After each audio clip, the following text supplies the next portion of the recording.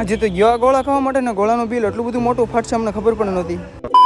તો કેમ છો મિત્રો, તમે મજામાં છો? તમને મારા તરફથી પહેલા તો ગુડ મોર્નિંગ. આજની બ્લોગની શરૂઆત છે ને ઘરની બહારથી ઘરેથી કાઢી મેં નીકળી જા કારખાને જવા માટે ટિફિન વગર ને હવે યાદ એવું ખબર પડી કે આજે તો રવિવાર છે, અડધોથી કામે જવાનું હોય. તો ભાઈ કારખાને આપણે સવારથી બપોર સુધી કામ પણ કરી લીધું. તો બપોરના 12 વાગ્યા ત્યારે હું મારો મિત્ર બે નીકળી ગયા છીએ ઘરે જવા માટે. અને ભાઈ રોડ ઉપર મેગી આપણે બેટરી વાળી આપણી ગાડી વેતી.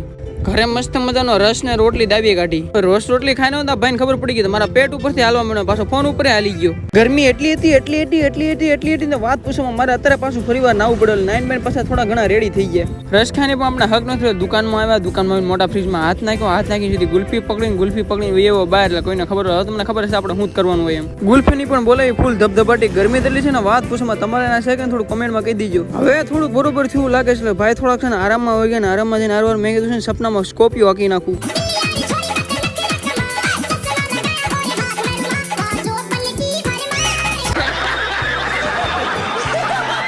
ગરમી એટલી છે કે વાત પૂછવામાં ગરમી ન ગઈ પછી છે ને મામાની હારે ને મામાની ફેમિલી હારે હોય એવા ગોળા દબા માટે ગોળા કેવા છે થોડું કોમેન્ટમાં કહી દીધું. તમે પણ આ ઉનાળાના ગોળા ખાતા ને જરૂર કોમેન્ટમાં કહેતા જજો.